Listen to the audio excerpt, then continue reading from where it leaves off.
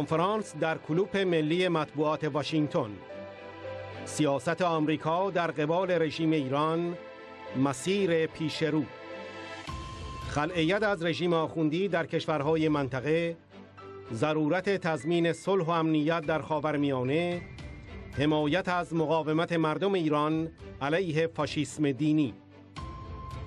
در کنفرانس سیاست ایالات متحده در قبال رژیم ایران، مسیر رو به پیش که توسط سازمان جوامع ایرانیان روز 21 نوامبر 2017 در آمریکا برگزار شد، سناتور جوزف لیبرمن، کاندیدای پیشین معاون ریاست جمهوری آمریکا، و ژنرال چاکوالد، جانشین پیشین فرمانده نیروهای آمریکا در اروپا شرکت داشتند و سخنرانی کردند. مدیریت این کنفرانس را پروفسور ساشا شیهان، مسئول امور عمومی و بین المللی در دانشگاه بالتیمور بر عهده داشت. سخنرانان در این کنفرانس بر لزوم خلع ید از رژیم آخوندی در کشورهای منطقه به عنوان راه حل تضمین صلح و امنیت در خاورمیانه تاکید کردند. آنها ضمن محکوم کردن جنایات رژیم آخوندی علیه مردم ایران، به حمایت از مبارزه مقاومت ایران علیه فاشیسم دینی فراخوان دادند. در این کنفرانس مجید صادقپور، مسئول امور سیاسی سازمان جوامع ایرانیان در آمریکا، اویاک، ضمن خوشامدگویی به حضار اهداف این کنفرانس را تشریح کرد.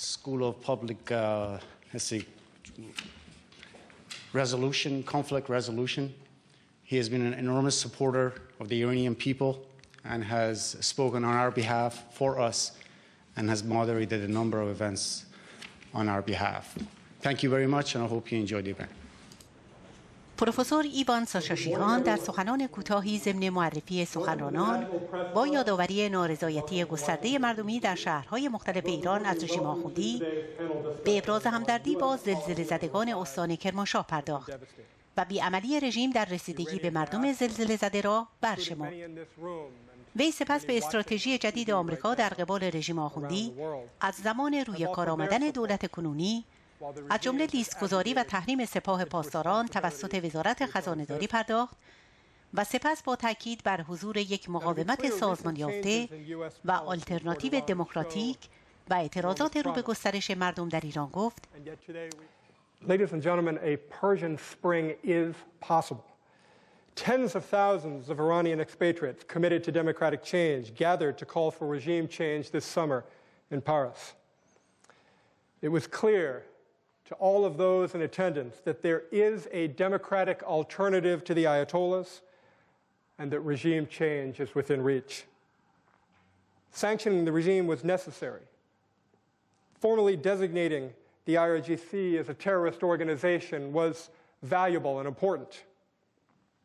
But now is the time for the White House to truly step up the monitoring and oversight needed to leverage this new terror designation and cripple the regime so that it no longer can engage in the terrorism it sponsors around the world. The United States has a duty to treat the regime at Tehran as perpetrators, and this will mean targeting the regime's human rights abuses. It will mean allying with those that have been persecuted and victimized. And it will mean that the United States needs to strike a chord of solidarity with those seeking freedom in Iran, including the organized opposition.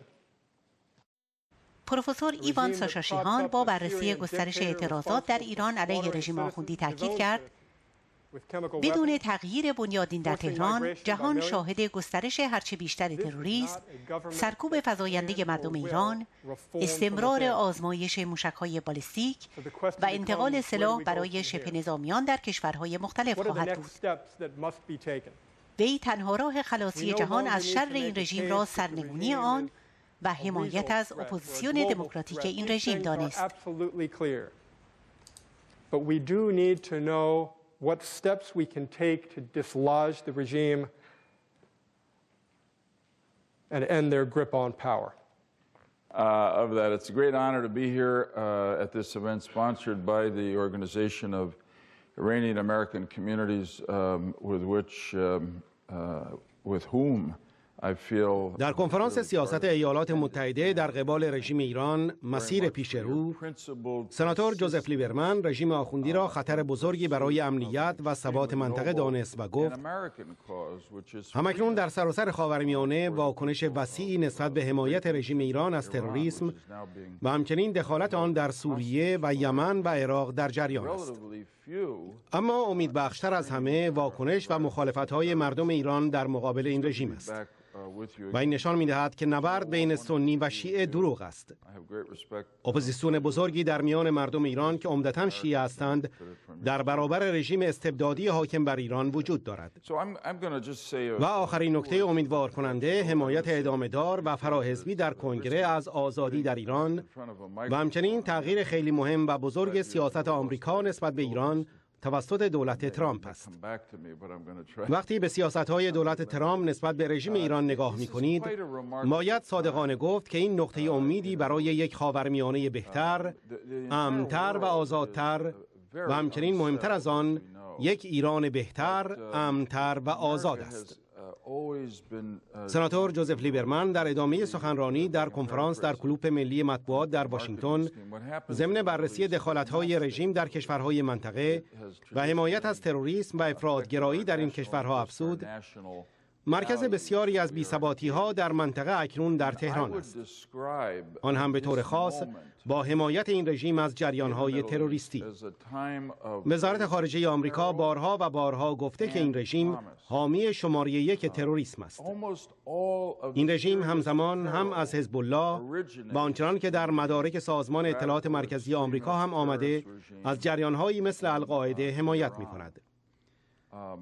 سناتور جوزف لیبرمن سپس با مرور گسترش مخالفت‌ها با رژیم آخوندی در منطقه خاورمیانه به بررسی افزایش تظاهرات اعتراضی مردم ایران علیه رژیم آخوندی پرداخت و گفت That's one of the big stories of our time that the mainstream media doesn't cover, which is the broad public protests by the people of Iran to the government in Iran.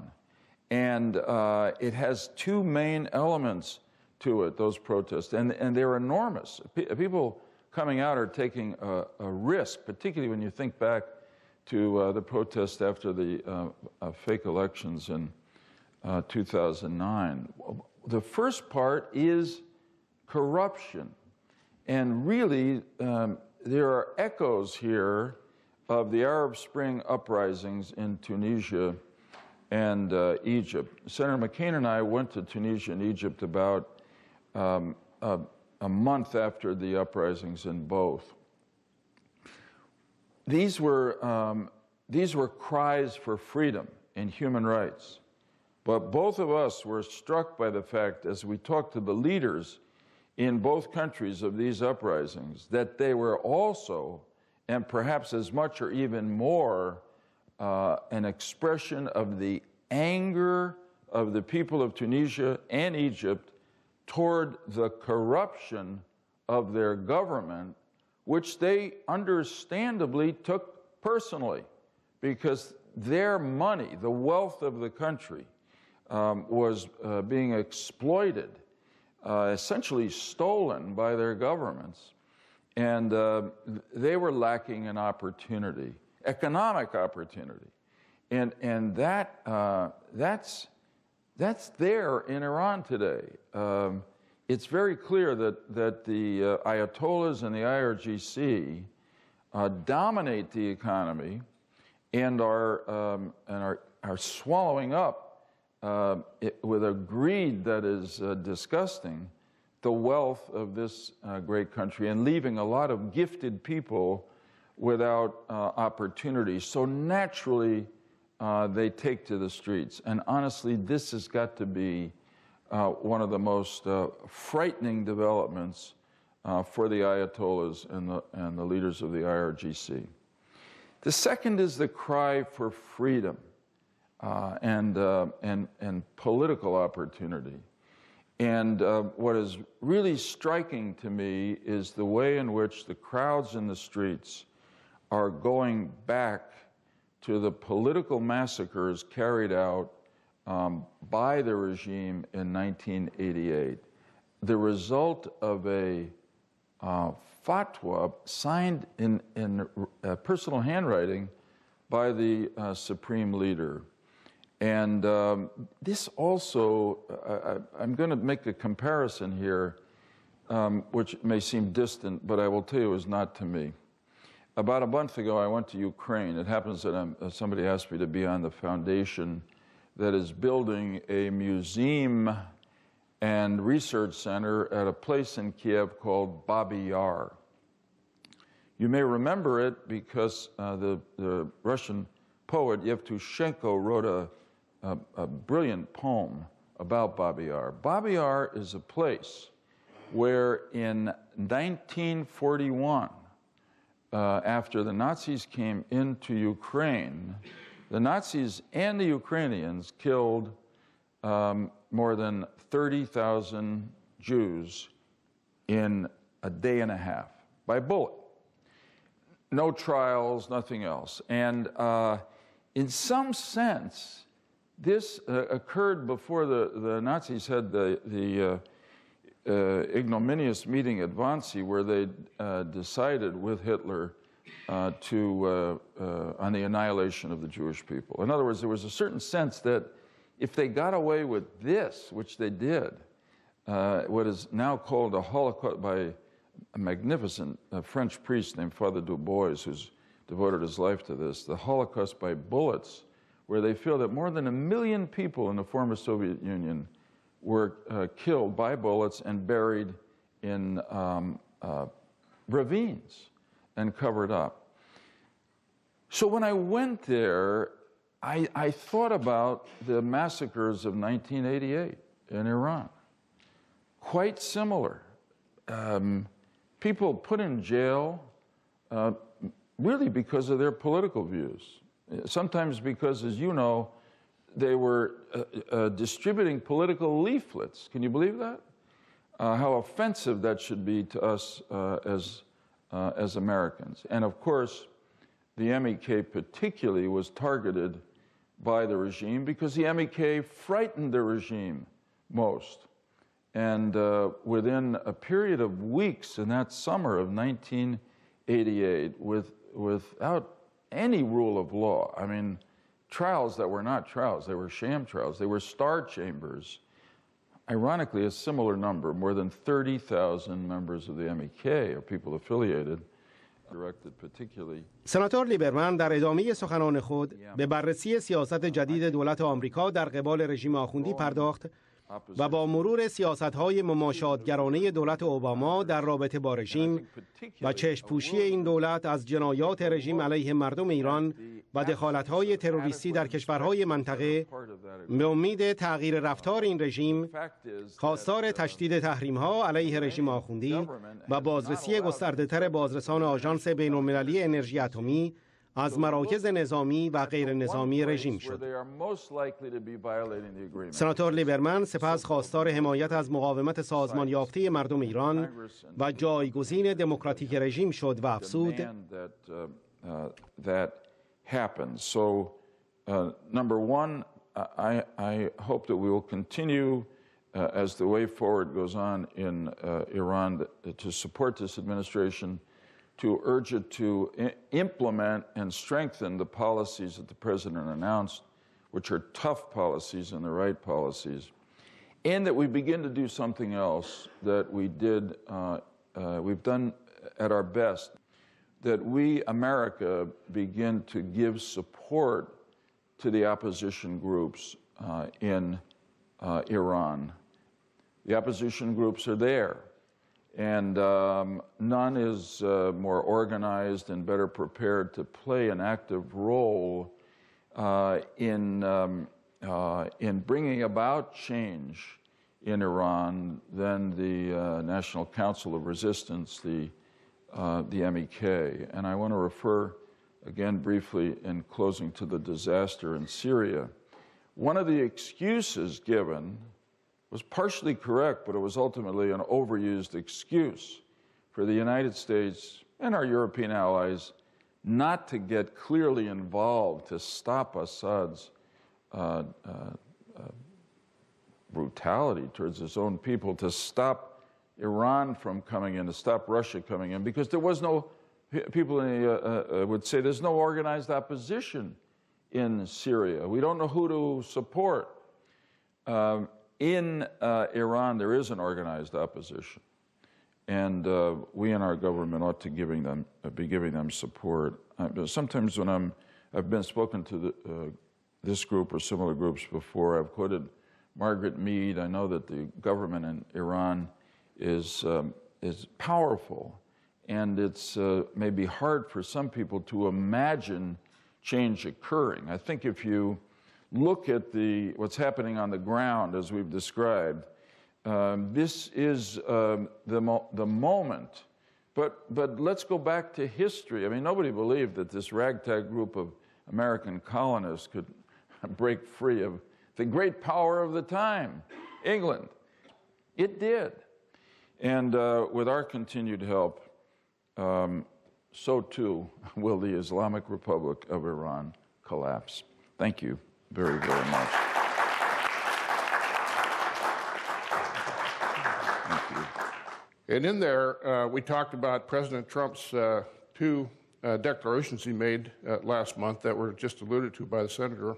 One, ژنرال چاکوال، جانشین پیشین فرمانده نیروهای آمریکا در اروپا، سخنان دیگر کنفرانس سیاست ایالات متحده در قبال رژیم ایران، مسیر پیش رو در کلوپ ملی مطبوعات واشینگتن بود.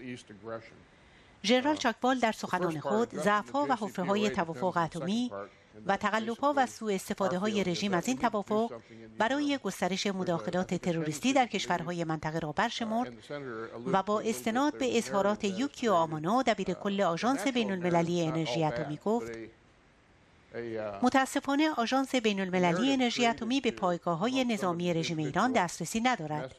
آنها فقط به آنچه که در این توافقنامه توافق شده است دسترسی دارند. بنابراین تعداد زیادی از مکانها در ایران وجود دارد که این رژیم می‌تواند در آنها سلاح‌های هسته‌ای تولید کند که به آنها دسترسی نداریم. ژنرال چاکوال با مرور جنایت‌های بشار اسد علیه مردم سوریه و با کمک و دخالت مستقیم رژیم آخوندی افزود اولویت فعلی ما باید یک استراتژی جامع باشد که به عناصری از قدرت آمریکا در ائتلاف اجازه دهد تا علیه رژیم ایران فشار بیاورد. در حال حاضر ما باید به طور کامل تمام محدودیت‌ها را برای برنامه هسته‌ای رژیم ایران، از جمله درخواست دسترسی به سایت‌های نظامی و مناطقی که مشکوک به انجام کارهای تسلیحاتی هستند را اعمال کنیم. ژنرال چاکوال در ادامه سخنان خود افزود The United States needs to make clear to Iran we will maintain a force presence in Syria to ensure ISIS does not resurface and to prevent Assad from retaking the entire country. We need to help our SDF allies hold the strategically valuable territory we've won from ISIS. This will help block Iran's land bridge and give us critical leverage over the fate of the post-war Syria. We need to defend against missile proliferation into Yemen, Syria, and Lebanon. Thank you.